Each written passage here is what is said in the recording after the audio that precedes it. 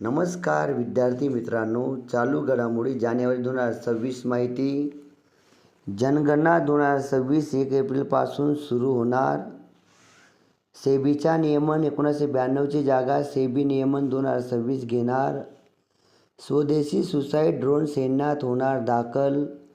सदानंद दाते महाराष्ट्राचे नवे पोलीस महासंचालक. नाशिक सोलापूर 374 किलोमीटरचा कॉरिडॉर मंजूर.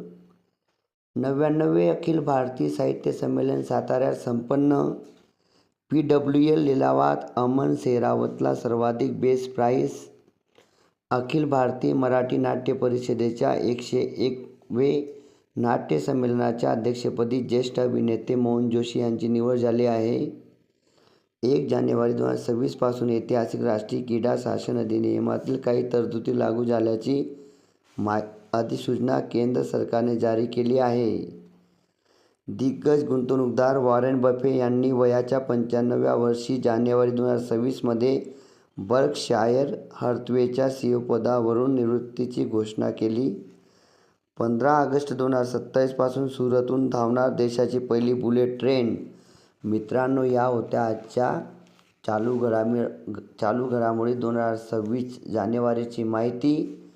अशी नवनवीन माहिती ऐकण्यासाठी चॅनलला नक्की लाईक आणि सबस्क्राईब करा. लवकरच तुम्हाला जानेवारी ते मार्चपर्यंतची PDF या ग्रुपला उपलब्ध होईल. धन्यवाद मित्रांनो. Thank you very much.